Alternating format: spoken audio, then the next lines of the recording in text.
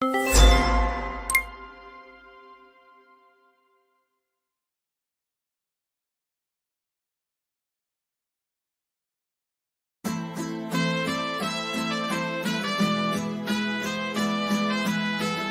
prensa que es luz y claridad en la noche oscura. Hay quien tiene remedio y hay medios sin cura. Hay una prensa que nutre la perfecta dictadura y le declaró una guerra abierta a la cultura. Hay otra prensa dispuesta a enfrentarse a esta locura, sincero, sin pero, sin miedo y sin censura.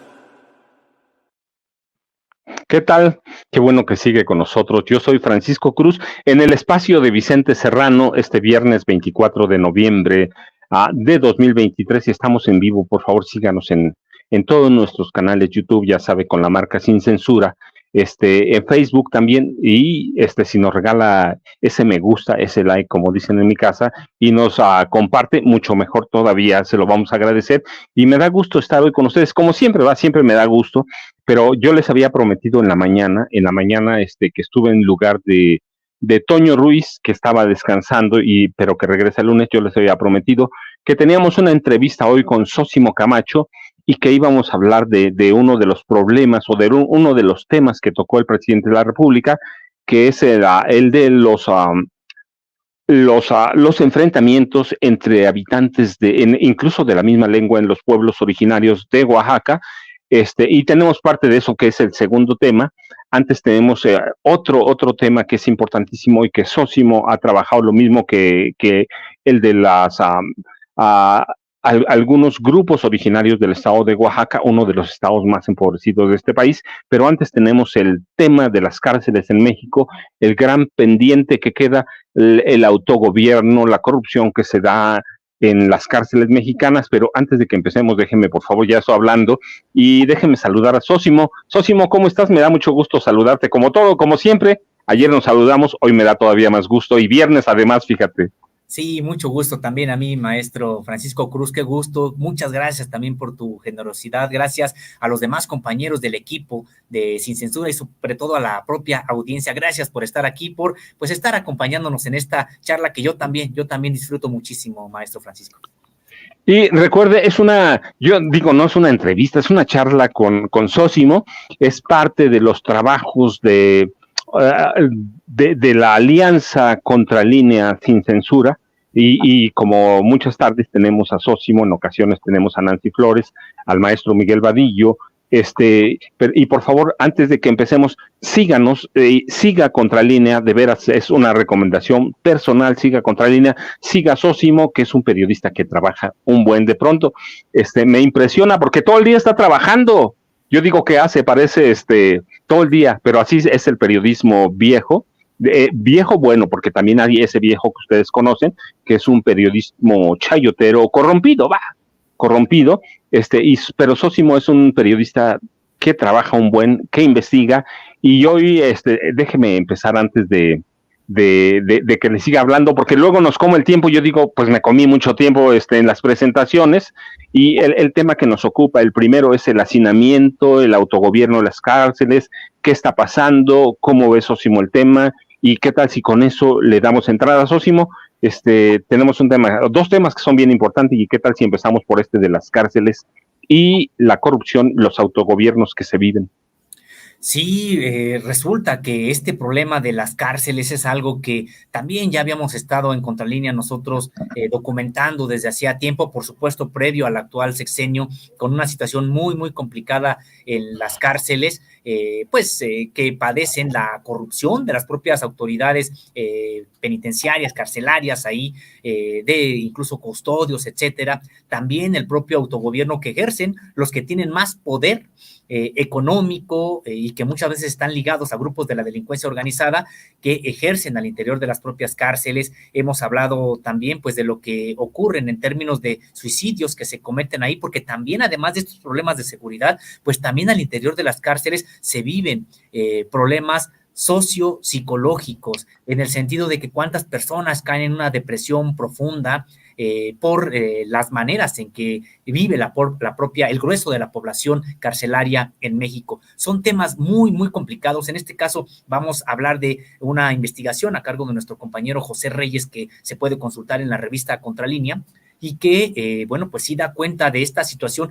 Pues sí, después de esfuerzos, decíamos que, claro, habría que señalarlos, hay esfuerzos de la actual administración para tratar de transformar el propio sistema penitenciario, pero parece que va a quedar como un gran pendiente. Hay esfuerzos que tenemos que señalar, que decirlos, por ejemplo, estos programas que buscaron la liberación de las personas que están ahí presas sin ningún tipo de sentencia, aquellas que también están presas porque no tuvieron una defensa adecuada, y también aquellas personas que, no obstante que cometieron delitos, la pena era mucho mayor que el tipo de delito que habían cometido y que ya estaban en situación vulnerable por enfermedad, por edad, y que también se buscó su liberación. Señalar que sí se llevaron a cabo estos programas, sí hubo liberaciones que consideramos valiosas, importantes, sin embargo también, y el propio presidente de la República lo reconoció, lo ha reconocido en algunas de las conferencias de prensa, pues que se han topado también con algún tipo de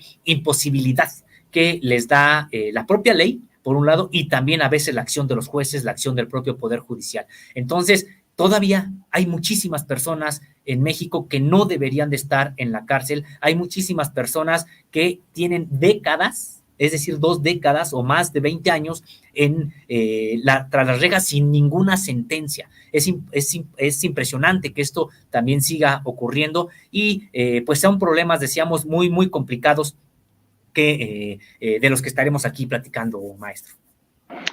Sósimo, sí, tú tienes razón, hay personas, y mira, yo ahora el caso que tenemos más relevante y que nos acordemos más allá de que estemos o no de acuerdo, el de Israel Vallarta, que tiene cuántos años en la cárcel y nada, ni juicio, bueno, ni juicio para empezar, y ahí sigue, ¿no? Pero así hay mucha gente, pero lo que podemos empezar a decir es que en realidad las cárceles son pequeñas pequeñas y violentas ciudades, ¿cierto? Las cárceles mexicanas.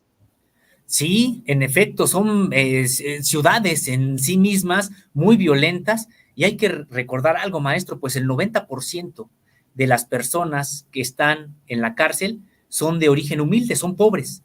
Es decir, tenemos un sistema, no solamente el penitenciario, ya es un reflejo el penitenciario de un sistema social que criminaliza la propia pobreza. Hay mucho más posibilidades de que quien comete un delito termine en la cárcel, así sea un delito menor, si es pobre, a que una persona con capacidades económicas importantes cometa o incluso un delito grave, a salvar la propia cárcel. Por eso decíamos, pues se trata precisamente de datos que nos dan cuenta de la gravedad del propio problema. 90% de la población de las prisiones en México, de las personas en situación de prisión, es pobre. Y además tenemos una población penitenciaria también muy, muy grande. Después solamente de Estados Unidos, que hay que recordar es el país que más encarcela personas. Estados Unidos, China, Rusia, Brasil, Irak, después seguiría México. Es decir, en el caso de nuestro país, son 180 presos por cada 100,000 habitantes. Y en algunas prisiones, de acuerdo con esta investigación de nuestro compañero José Reyes, el problema de sobrecupo también se refleja en la escasez de custodios, de personal, y también otro de los problemas es que no hay suficiente presupuesto, tanto federal como el estatal, en el caso de las cárceles que de los estados. Sósimo, antes de que te haga otra pregunta, bueno, me voy a saltar una y te voy a hacer otra pregunta. ¿Podemos con esto que nos dices, sí, la mayor parte de la gente que está en las cárceles, esos presos que son humildes, tiene una razón de ser? Es cierto que los jueces, los jueces del Foro Común, los jueces federales, los magistrados, se han convertido como una especie de empresarios de la justicia, ¿no? Cobran según el valor de la persona en económico, así que la gente que menos tiene posibilidades de defenderse, así que los jueces se vuelven no administradores, sino empresarios de la justicia, ¿no? Es que precisamente esta crisis... Como que se fue el audio. A ver, no sé si ya me escuchan. Ya te escuchamos ahora sí. Sí, pues comentaba que en efecto el sistema judicial pues también tiene mucha responsabilidad en lo que ocurre en el sistema penitenciario. Estas cárceles con sobrepoblación, pues son resultado también de un trabajo ineficaz del propio Poder Judicial. Estas cárceles donde el 90% de la población es pobre, pues también es resultado de esto que ya comentas, el asunto de que los jueces se convierten en administradores de la libertad o el encarcelamiento de determinadas personas, pues a veces con base en los propios recursos que tenga, es decir, en si es que puede comprar su propia libertad. Es impresionante, pero creo que incluso hay veces que cuando hablamos del Poder Judicial, de la corrupción que hay, de los jueces, etcétera, a veces ponemos mucho el foco en la parte política, en las consecuencias políticas que esto genera, y claro que hay que ponerlo también ahí el ojo, claro que también hay que indignarnos por las consecuencias políticas de esta ineficiencia o corrupción también en el Poder Judicial, pero también hay que verlo en esta otra parte, el sistema penitenciario, y más que como un asunto de seguridad, como un asunto social. Tiene repercusiones de carácter social esta acción en el Poder Judicial que termina por todavía hacer más problemático un sistema penitenciario como este carcelario en México. No te voy a hacer, luego regreso a la otra pregunta, que la tengo aquí anotada, no creas que se me va a olvidar, pero voy a pasar a una pregunta contigo que de pronto a mí me hacen cuando voy a algunas conferencias, y es sobre Bukele. Tú lo recuerdas, lo conoces bien, lo has seguido. ¿Podemos nosotros en algún momento, con el hacinamiento que tenemos, con la violencia que tenemos, o tomar algunas medidas como lo hace Bukele? No, pues no podríamos estar tomando algo precisamente de Bukele porque vendría todavía pues a agudizar este problema que ya tenemos de sobrepoblación. De hecho, ese es el gran problema en México y que al parecer pues Bukele lo está implantando allá ahora en El Salvador de manera, pues estos encarcelamientos de carácter masivo, estos encarcelamientos incluso pues se ha declarado porque les parecía que era un delincuente, porque caminaba como delincuente, porque tenía tatuajes como delincuente, porque se vestía como delincuente, cuando no hay ni siquiera un proceso abierto. Esto es lo que ha estado ocurriendo allá pues en El Salvador, y de hecho pues ya se han publicado aquellas fotos de personas en cárceles desnudas, casi unos sobre otros, porque pues sí, están ahí un fuerte hacinamiento. Entonces sí, creo que precisamente lo que hace Bukele nos tendría a nosotros enseñar lo que no se debe hacer.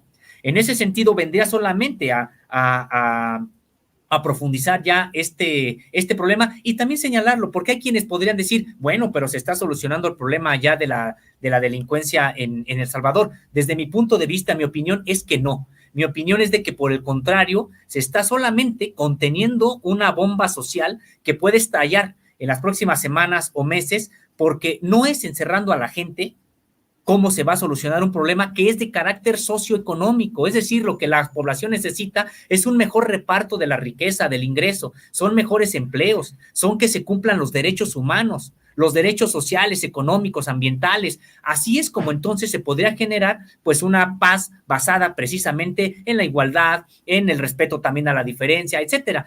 Lo que ocurre entonces es que se está tratando de paliar esta generación de violencia, pues no desde las causas, sino desde los efectos. Entonces creo que precisamente lo que está haciendo Bukele es lo que no, desde mi punto de vista, tendría que seguir México o cualquier otro país.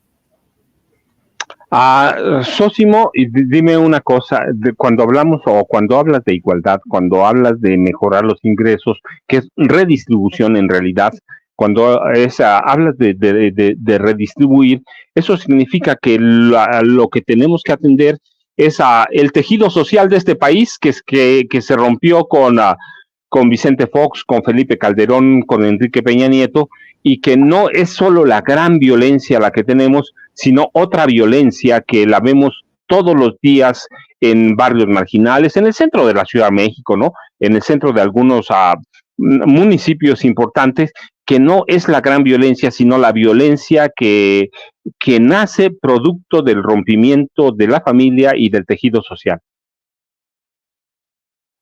Una violencia sórdida, una violencia que es también profundamente intensa, Es una violencia, pues imaginemos qué violencia es de aquel padre de familia con 3 pequeñas o pequeños y que se queda sin trabajo.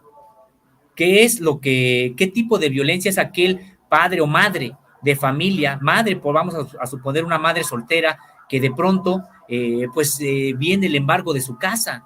Es una violencia muy, muy intensa que va generando de manera colectiva pues las condiciones para que también florezcan la propia delincuencia, por ejemplo. Entonces, sí, creo que la violencia económica es una violencia muy fuerte, muy profunda y que genera otro tipo de violencias. Y esta violencia económica, pues generalmente, ¿de dónde viene? Pues desde el poder. Una violencia económica que viene desde los despachos de escritorios totalmente alfombrados, pero que determinan políticas públicas que vienen a despojar, que vienen a autorizar tal vez alguna minera en un pueblo donde todo su patrimonio prácticamente va a quedar por los suelos, van a tener que contratarse, y eso, si bien les va en la propia minera, en condiciones de trabajos precarios, es decir, a veces la violencia más intensa es la que viene desde los despachos de gobierno o también desde los corporativos empresariales. Fíjate, Sosimo, es bien importante eso. Yo de pronto me asusto más por la violencia local que la gran violencia, que ciertamente de pronto digo, es más sexy reportear un caso o investigar un caso de capos del narcotráfico, ¿no? Pero digo, ellos se matan entre sí, pero si viajamos en un autobús y de pronto nos asaltan, si podemos agarrar al ladrón, entonces ejercemos violencia contra él y lo matamos, ¿no, Sosimo? Y eso es la descomposición social. Sí, además es parte, digamos, por supuesto, desde mi punto de vista totalmente, pues sí, reprobable también un tipo de tomar la acción, en este caso de la justicia por propia mano, porque bueno, pues entonces no es justicia, es prácticamente una suerte de venganza, de revancha, o incluso a veces hasta simple y meramente de catarsis social, ante la propia frustración de la pobreza, ante la frustración de un trabajo precario, ante la frustración de los malos tratos, de la autoridad, de los patrones, etcétera. Entonces, en ese sentido, pues sí, empieza a generarse este tipo de fenómenos sociales que sí los hemos vivido en México. Claro, hemos visto esto de personas que han, pues sí, golpeado a veces hasta la muerte a personas que delinquieron, que se robaron algo o que cometieron delitos también totalmente reprobables. Aquí el asunto es de que sí, en efecto, esto también responde a la falta de confianza de las propias autoridades. ¿Cuántas veces ha ocurrido esto de que cuando se entregan delincuentes a las autoridades correspondientes, pues terminan liberándolos? Decíamos ya, ¿a razón de qué? Pues a veces de que estos delincuentes pueden comprar al juez, pueden comprar al funcionario, pueden comprar su justicia, porque también hay algunos aspectos en los que las leyes tendremos que afinarlas, porque sí, hay veces que la propia ley les abre la puerta a quienes tienen dinero precisamente para comprar su libertad. Entonces, es parte de toda esta crisis que hace la propia desigualdad inducida en este país a través de políticas, en este caso neoliberales, que durante mucho tiempo se aplicaron en México casi a rajatabla y pues generaron este tipo de descomposición. Ahora sí, déjenme decirle, quería un poco sacar a Sosimo solo de las cárceles, porque ese fenómeno tiene otra problemática, que es la que está platicando Sosimo, la desigualdad en los ingresos, la redistribución o la distribución, la mala distribución que empieza o se agrava a partir del gobierno de Miguel de la Madrid. Pero yo tenía otra pregunta antes, y es sobre el tema justamente que trataba o que tratamos con Sosimo. Sosimo, ¿qué tan grave es el hacinamiento en las cárceles de este país? Bueno, pues sí es muy, muy grave. Pues hay que solamente señalar que, decíamos, tenemos una sobrepoblación de alrededor del 44%. Ahorita te encuentro el dato, maestro, por aquí lo tengo, pero sí, estamos hablando de pues hacinamiento, de hecho es superior. Ahorita te lo comento, este dato que por aquí lo tenía, y para no dártelo de manera errónea, mejor ahorita lo busco, ahorita si me das la oportunidad, pero sí señalar que de entrada el 44% de las mujeres están sin sentencia y el 40% de los hombres también están sin sentencia. Esto ya nos da una idea del número de personas que se encuentran precisamente en prisión sin necesidad de estarlo. No tendrían por qué estar en estas cárceles. Y un dato más, no es lo mismo lo que está ocurriendo en estas cárceles, sobre todo las que son de administración estatal, a lo que está ocurriendo en la población de carácter federal, en del fuero federal. ¿En qué sentido? En el sentido de que hay que recordar, hay algunas que fueron incluso privatizadas y ni siquiera están ocupadas al 100%. Eso sí, el gobierno mexicano tiene que estar pagando como si estuvieran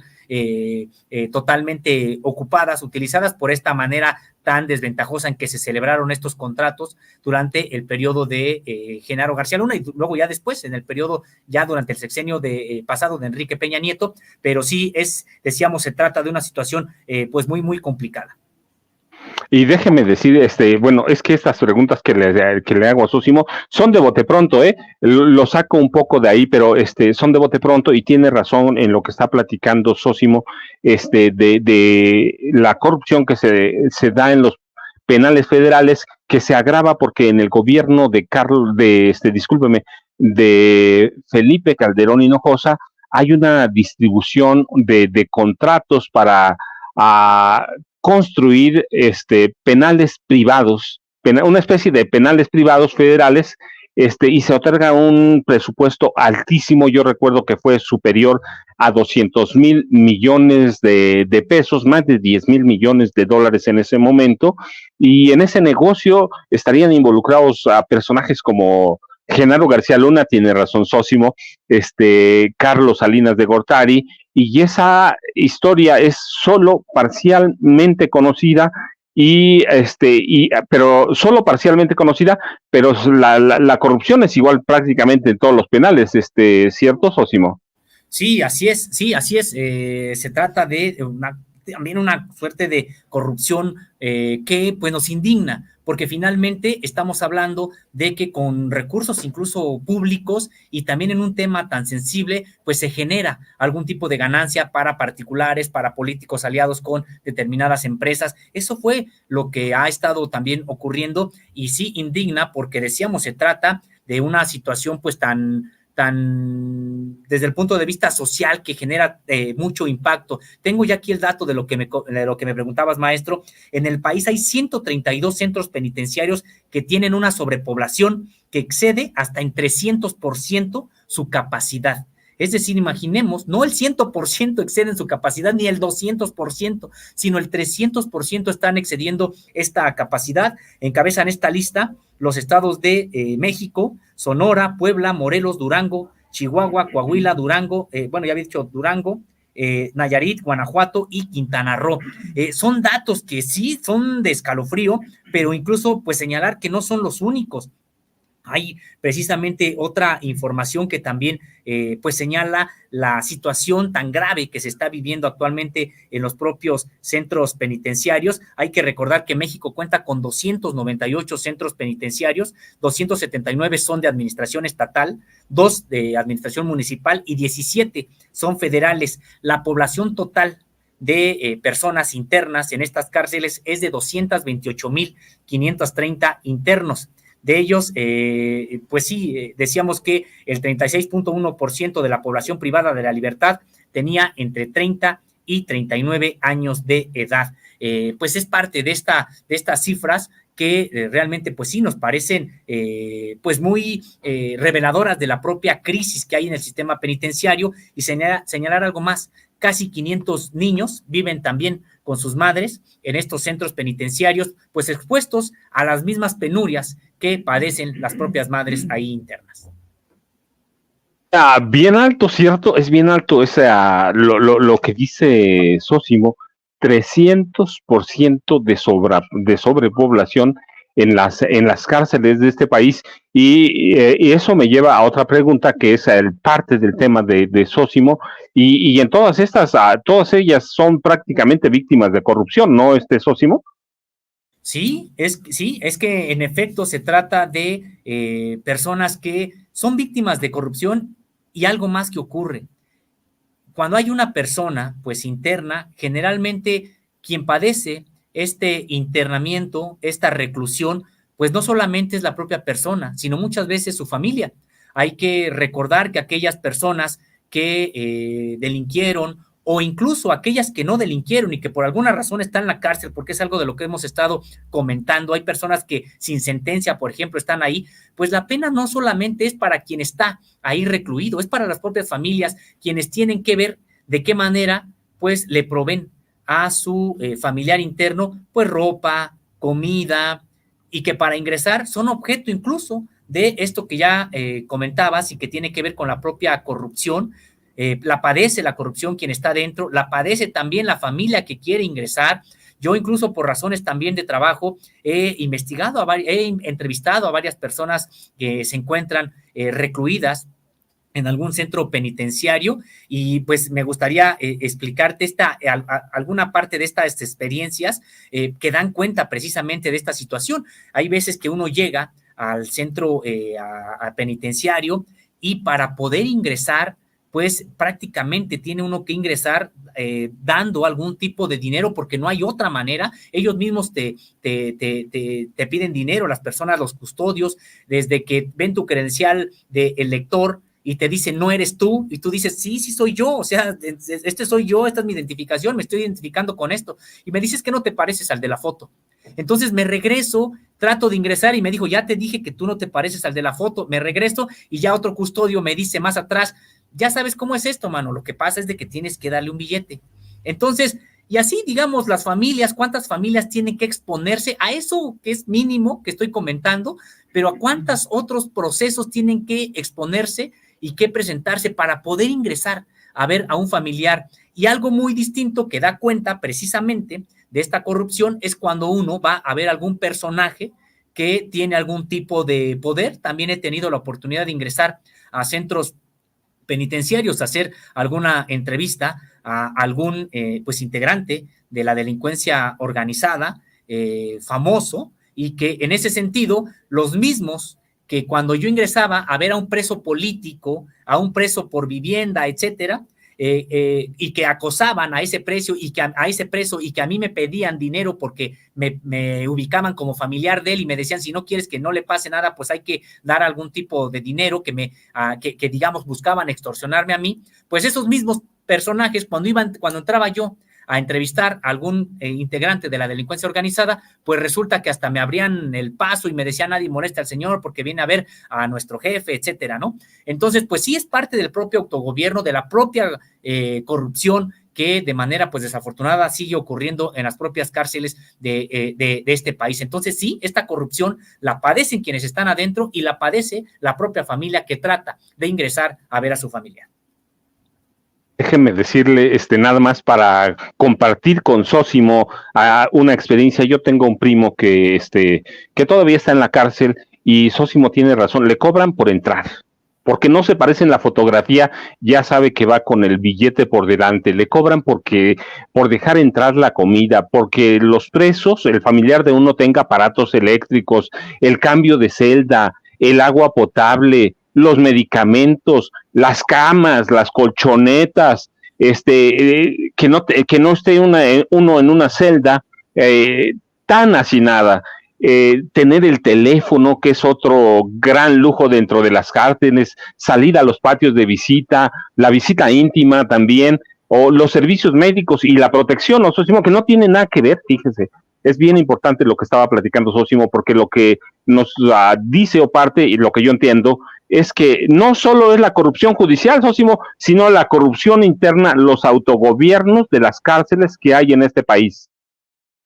Así es, donde pues quienes gobiernan ahí, los más fuertes que tienen algún tipo de protección, que siempre termina siendo incluso política, pero nos referimos a este tipo de protección, pues, de los propios cárteles, incluso del narcotráfico. En efecto, pues, qué distinto es cuando yo he, como comentaba, ingresado a entrevistar a algún campesino detenido por alguna refriega, cuando algún personaje del movimiento social es preso, a cuando uno ingresa a entrevistar a alguien que está vinculado con la propia delincuencia organizada. Entonces, tan solo desde ahí, en efecto, yo recuerdo cuando uno llega a entrevistar a personas que no tienen ningún tipo de poder político, económico que los proteja, pues sí, que cobran incluso por si hay mesita donde vas a estar platicando ahí en el patio, por si hay solo hay sombra, por supuesto, si hay sombra, te cobran más. Si hay sol, pues te cobran menos, pero dependiendo, por supuesto, si hay un día muy caluroso y sientes que el sol cae a plomo, pues realmente te cobran más si pides sombra, digamos. Entonces, sí, es una situación muy, muy complicada y además sin referirnos a aquellos presos que dentro están siendo extorsionados para que trabajen determinados asuntos, para que estén en labores incluso pues de servicio, de otro tipo de presos con mayor rango económico. Sabemos, por ejemplo, de aquellas personas que tienen alguna adicción, alguna droga, y que pues necesitan estar comprando esa droga al interior del propio penal y que también se ven envueltos en este tipo de precios muy altos, etcétera. Es decir, son situaciones muy complicadas, un mundo, como ya lo comentabas, maestro, cada cárcel. Y déjeme decirle, sí, es que Sósimo es un tema bien interesante. Mire, Joseph, adentro de las cárceles, además, los reos que no tienen poder, porque lo aclara muy bien Sósimo, hay reos que no tienen poder, que son común y corrientes, reos que además no tienen una posición económica, no solo mediana, sino que son de familia pobre, son víctimas de robo, de hostigamiento, así que tienen que pagar seguridad, no sé cómo le hacen, pero seguridad adentro de los reclusorios, y eso me lleva a otra pregunta, porque mire, ya nos come el tiempo, pero Sósimo, este es un gran pendiente que va a dejar el presidente Andrés Manuel López Obrador, porque viene una corrupción añeja, ancestral, y es parte de una problemática que fue ahondando en este país en los regímenes del PRI y del PAN, ¿cierto? Sí, es algo que no ha podido realmente, pues, abatirse. Decíamos, hay que reconocer, sí, lo decíamos al inicio, aquellos programas que buscaron liberar a personas injustamente presas. Hay que señalar que pues fue marginal, ha sido un programa que se ha quedado prácticamente pues en la orilla, apenas pues logrando pues la liberación muy valiosa, cada liberación es muy valiosa, pero digamos en número todavía es muy menor frente a lo que se necesita. Es importante que las personas salgan. Hay que recordar que en México sigue habiendo personas que están tras las rejas porque no hablan español, porque hablan una lengua indígena y en el proceso judicial no se tuvo una defensa adecuada. Eso se identificó incluso al inicio de esta administración y sí, ya hay liberaciones en ese sentido en el sentido de personas de alguna comunidad indígena que no tuvieron una defensa adecuada porque no hablaban español. Qué bueno que ocurrieron ya casos así, pero hay otros que todavía por incluso pues acciones de los propios jueces, del propio Poder Judicial, pues no se han podido llevar a cabo estas liberaciones. Es el caso de Antonio Barragán Carrasco, un integrante de la organización campesina de la Sierra del Sur, un sobreviviente de la masacre de Aguas Blancas, que no obstante, cuando inició este sexenio eran 4, ya fueron liberados 3 bajo este tipo de programas, pero él, Antonio Barragán Carrasco, pues sigue todavía tras las rejas y señalar que pues simple y sencillamente este encarcelamiento proviene de aquel régimen de Genaro García Luna al frente de la Secretaría de Seguridad Pública que persiguió a integrantes de la organización campesina de la Sierra del Sur como una suerte de trabajo personal, casi de contrainsurgencia que él creía que seguía manteniendo de sus épocas del CISEN, pero el asunto es que en el caso de Antonio Barragán Carrasco, pues todavía está preso. Ya mencionabas tú, maestro, el caso se me fue ahorita este nombre relacionado con el caso Wallace, ahorita se me fue el nombre, pero ya lo mencionabas tú, otro caso de una persona que está ahí sin sentencia. Entonces, sí, son muchos casos de personas que no tendrán que estar en la cárcel y que se heredará este problema, porque vemos que pues no ha podido solucionarse. Se ha avanzado, pero no se ha podido solucionar. Sí, mire, el caso que decimos es de Israel Vallarta, que lleva añísimos en la cárcel por secuestro de una banda de secuestradores, los zodiacos, que en realidad ya hay evidencias sólidas de que nunca existió y lo mantienen allí en prisión. Tenemos un sistema judicial muy deficiente, podrido de raíz del presidente, la verdad es esa, y tenemos la otra parte de la corrupción que platica Sósimo, el hacinamiento, los pendientes de López Obrador, y es solo para cerrar este tema, de pronto no se le ve solución, se le va a quedar a la próxima presidenta, ¿no, Sósimo? Sí, totalmente de acuerdo, se le quedará pues a todo indica a Claudia Sheinbaum por las encuestas hasta esta fecha que se están mostrando. En ese sentido, creo que tendrá que generar algún tipo de estrategia para que, pues sí, con las propias facultades que le dará su investidura, pues primero haya una manera distinta de administrar el propio sistema penitenciario para ir cerrando espacios a este autogobierno, ir cerrando espacios a que donde gobiernan. De hecho, me parece que más que autogobierno, pues creo que no le deberíamos de llamar así, porque ojalá fuera un autogobierno donde hubiera democracia y los presos votaran por las condiciones de vida, pero en realidad es una imposición de un grupo precisamente de internos que tiene poder económico, poder de fuego incluso, por quienes los apoyan de afuera, pero me parece que tendría que írsele cerrando espacios a este tipo de gobierno donde tienen una participación importante los propios internos con, decíamos, este tipo de poder. Y también, pues, se tiene que generar una estrategia en la que confluya el propio Poder Judicial y confluya también la propia Fiscalía General de la República, las fiscalías de los estados, etcétera, pues para que se vayan abriendo las cárceles para estas personas que están ahí sin sentencia y que hay que recordarlo, están permaneciendo ahí en contra de lo que establece la propia Constitución. Entonces, me parece que sí se tiene que generar algún tipo de esfuerzo, más importante todavía, para que salgan de prisión aquellas personas que no tienen por qué estar ahí. Y antes de que nos come el tiempo, vamos al otro tema, que ha trabajado Sósimo mucho y no hemos platicado sobre la violencia en las zonas triquis. Oaxaca es uno de los estados más pobres de este país, una entidad con 4.2 millones de habitantes más o menos, tiene el mayor porcentaje de personas hablantes de alguna lengua originaria, alguna lengua indígena,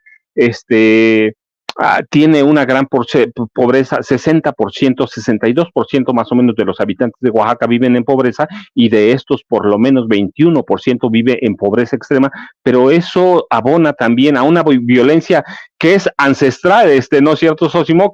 Y llegan, no hoy, pero llegan a México, llega a México una caravana triqui que es parte de esa violencia añeja en poblaciones originarias, ¿cierto, Sósimo?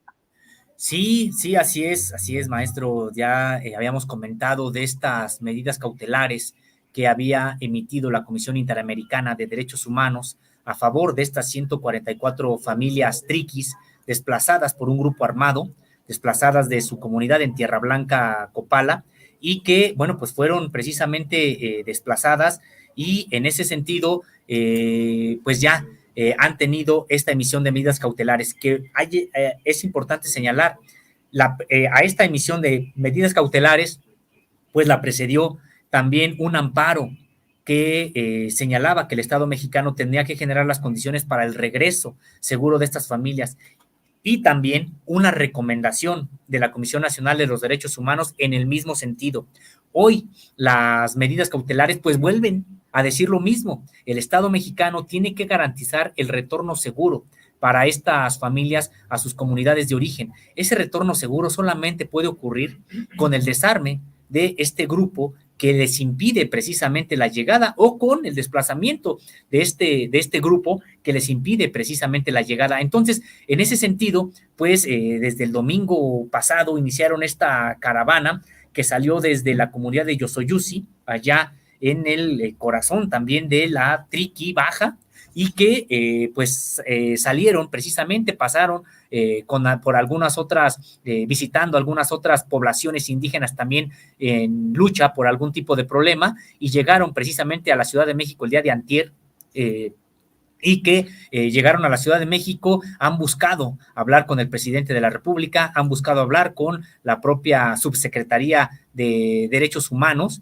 dependiente de la Secretaría de Gobernación, que hoy encabeza Arturo Medina Padilla, y que, pues todavía no han tenido una respuesta satisfactoria, por lo tanto, probablemente estén instaurando un plantón ahí permanente, a las afueras de la Secretaría de Gobernación. Entonces decíamos, se trata de un tema muy, muy complicado, porque, como bien comentas, pues se trata de un problema que aunque este desplazamiento es más reciente, en realidad, pues es un tema que viene ya, de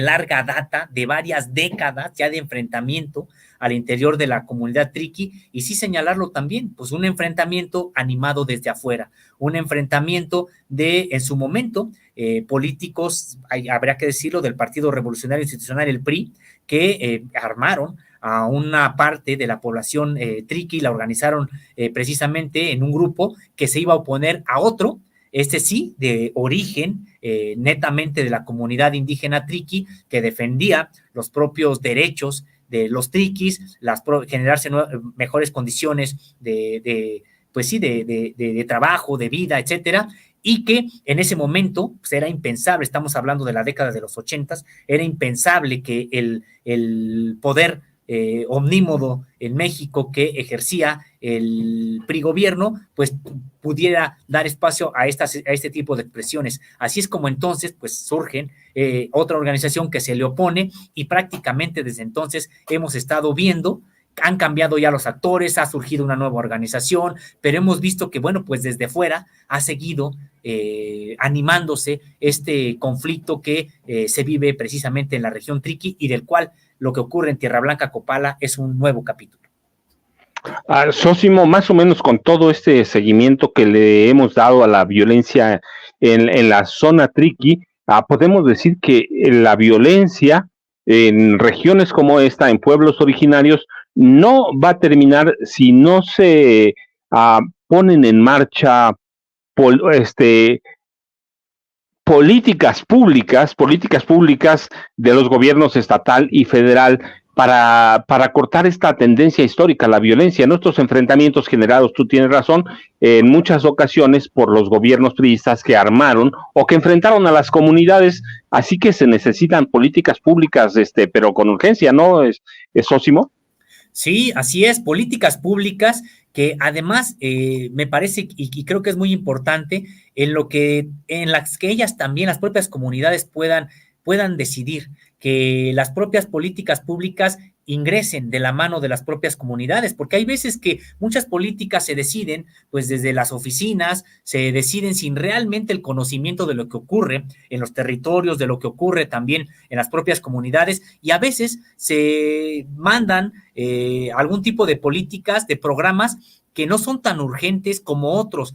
También he tenido la oportunidad precisamente en estas coberturas que he estado realizando como reportero en algunas zonas indígenas, y en este caso pondré el ejemplo no de precisamente de la región triqui, en la que también he estado, y podemos platicar un poco más adelante de ello, pero de una región en la Mixteca de Guerrero, en la zona más pobre del país, así catalogada pues ya por varios años, la montaña de Guerrero, particularmente Cochuapa el Grande, y no la cabecera municipal, que finalmente ahí llegan algún tipo de recursos por ser cabecera municipal, sino las propias comunidades que territorialmente dependen de esta demarcación. Entonces, en ese sentido, pues sí hemos estado en algunas comunidades con pobreza, con personas que incluso pues mueren ahí, nacen y mueren sin que haya algún tipo de registro de ellas, y que en ese sentido, sin ningún tipo de escuela a veces hecha con tablas por los mismos pobladores, a las que no llega ningún maestro, pero bueno, ellos ahí arman una escuela con tablas, arman también una casa de salud, también de manera muy precaria, sin médicos, sin medicinas, etcétera, y que precisamente ocurrían esto en gobiernos anteriores también, que cuando les mandaban algún tipo de obra, no les preguntaban a las comunidades indígenas qué era lo que querían, simple y sencillamente llegaban y decían, hay una obra en construcción. Yo recuerdo platicar con un arquitecto en una comunidad muy alejada en la montaña de Guerrero, esta comunidad llamada Dos Ríos, donde estaban construyendo, pues ya se veía imponente una estructura muy grande, esa así hecha con ¿cómo se llama? Con cemento, con concreto, etcétera, y resulta que le pregunto al arquitecto qué es lo que está construyendo, y él me dice, incluso hasta con vergüenza, me dice, estamos construyendo una iglesia. Dice, pero pues es lo que nos mandaron a nosotros. Y yo le preguntaba, digo, pues no está mal si es que la población quiere algún tipo de edificio para el culto, para sus propios derechos al culto que tiene, etcétera, pero es que ni a la propia comunidad ni siquiera le preguntaron, simple y sencillamente mandaron al arquitecto con los recursos, y el propio arquitecto decía, pues mira, es lo que me mandaron a construir, lo tengo que hacer. Pero la verdad es de que yo veo aquí mismo que la gente lo que necesita pues sería una escuela o incluso más urgente, un centro de salud. Entonces, por eso comentaba, tendría que llevarse cualquier política de la mano de las propias comunidades, preguntarles y también darles la oportunidad que estas mismas comunidades ejerzan la propia autonomía que está prevista ya en la propia Constitución, no obstante que hay comunidades que dicen que no es suficiente, pero incluso con la que hay ya en la propia Constitución, pues sí, hacérsela valer, y creo que eso sería muy importante para ir desactivando este tipo de conflictos, de violencia como los que existe en la región Triqui y en otras partes, pero en la región Triqui decíamos de manera muy, muy clara, de manera muy triste, porque finalmente pues se trata de a veces hasta conflictos que terminan enfrentando a familias simple y sencillamente por pertenecer a organizaciones distintas, y que ha ido cambiando mucho esta composición de las propias organizaciones, y que son muchas muertes, son muchas emboscadas, son muchas tomas de pueblo y quemas de casas, etcétera, que ocurren en la región Triqui, y a veces sin siquiera que se entere el grueso de la propia población, porque también los medios de comunicación están ausentes de la cobertura de estos temas.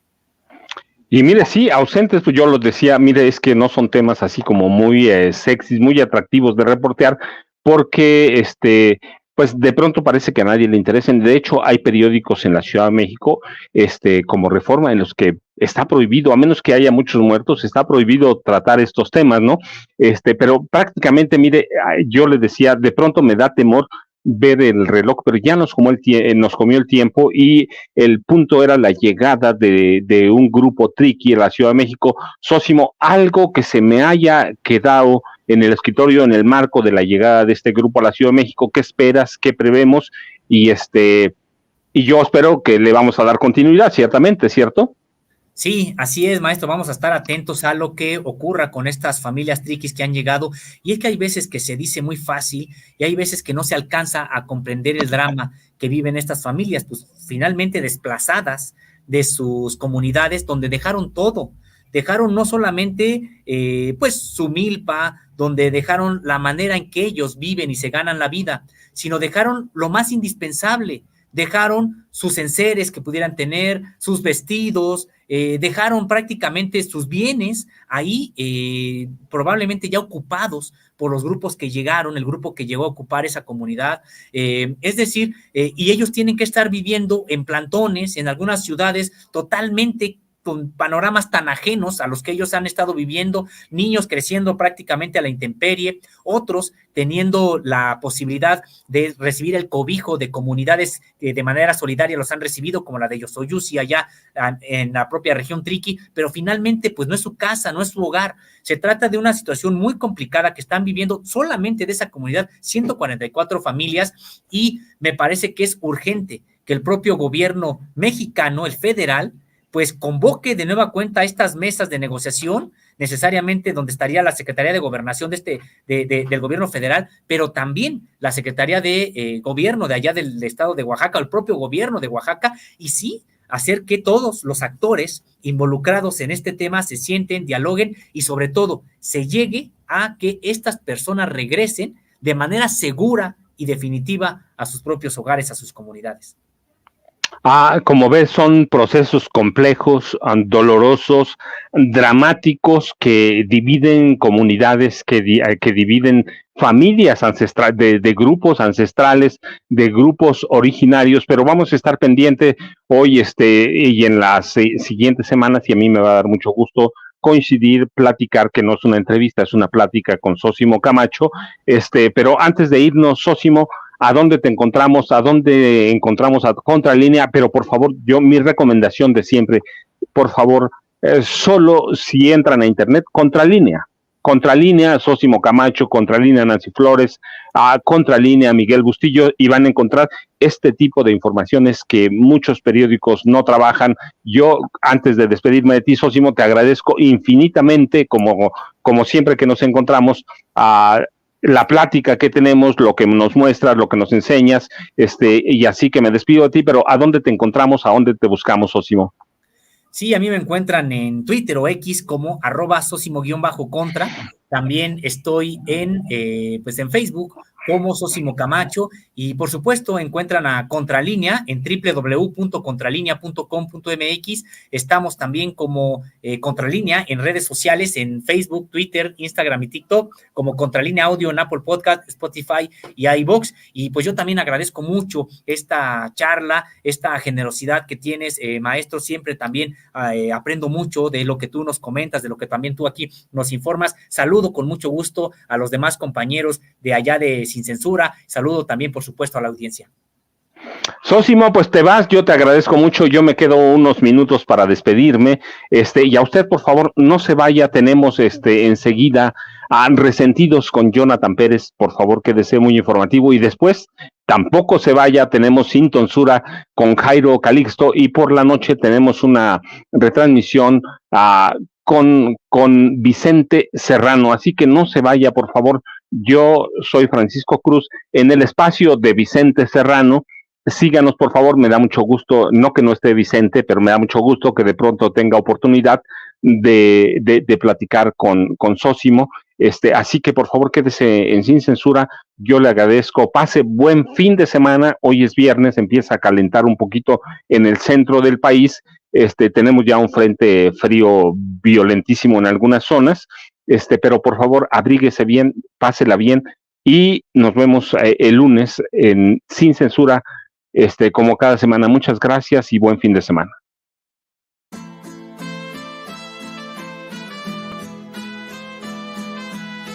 Otra prensa que es luz y claridad en la noche oscura. Hay quien tiene remedio y hay medios sin cura. Hay una prensa que nutre la perfecta dictadura y le declaró una guerra abierta a la cultura. Hay otra prensa dispuesta a enfrentarse a esta locura, sincero, sin pero, sin miedo y sin censura.